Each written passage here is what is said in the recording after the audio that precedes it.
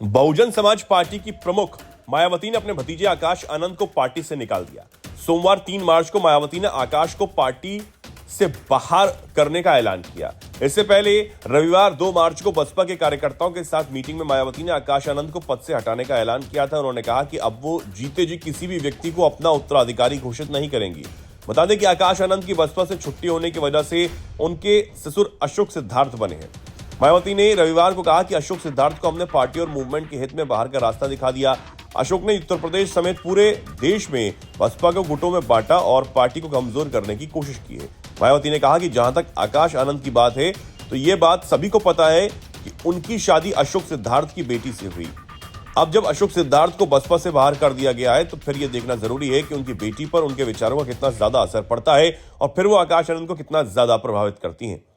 इसी बात को ध्यान में रखते हुए पार्टी के हित में हमने आकाश आनंद को सभी जिम्मेदारियों से मुक्त कर दिया है। मायावती ने रविवार को 2 नेशनल कोऑर्डिनेटर बनाने का ऐलान किया। उन्होंने कहा कि आनंद कुमार और रामजी गौतम अब बसपा के नेशनल कोऑर्डिनेटर की जिम्मेदारी संभालेंगे। बता दें कि आनंद कुमार मायावती के भाई और आकाश आनंद के पिता हैं। बहुजन समाज पार्टी की राष्ट्रीय अध्यक्ष मायावती के भतीजे आकाश आनंद को न सिर्फ अपनी उत्तराधिकारी बल्कि पार्टी के नेशनल कोऑर्डिनेटर पद से हटाकर सबको चौंका दिया।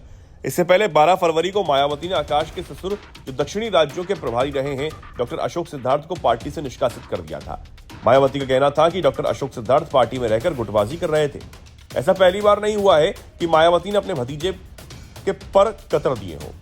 इससे पहले लोकसभा चुनाव के दौरान भी वो आकाश को हटा चुकी हैं। हालांकि 43 दिन बाद उन्हें फिर से वापस ले आई थी और अपना उत्तराधिकारी घोषित कर दिया था। अब सवाल उठ रहे हैं कि महीने में ऐसा क्या हो गया जो मायावती ने अपना फैसला बदल लिया। बसपा के करीबी रहे कई सीनियर नेताओं ने इस मामले में अपनी अपनी राय दी। उससे 3 बातें निकलकर सामने आ रही, आइए जानते हैं। बसपा में अपने होते हुए मायावती ने किसी अन्य नेता को खुद से आगे नहीं होने दिया।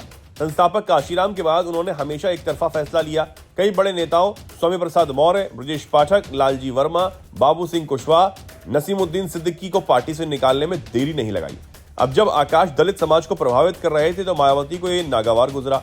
उन्हें सिर्फ वही नेता अच्छे लगते हैं जो जी हजूरी करें।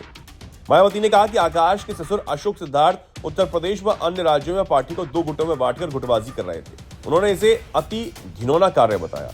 अशोक निष्कासित होने के बाद से अपनी बेटी के द्वारा आकाश को प्रभावित करने में लगे हुए थे। आकाश के पॉलिटिकल करियर को खराब करने में वो उनके ससुर को दोषी मानती हैं।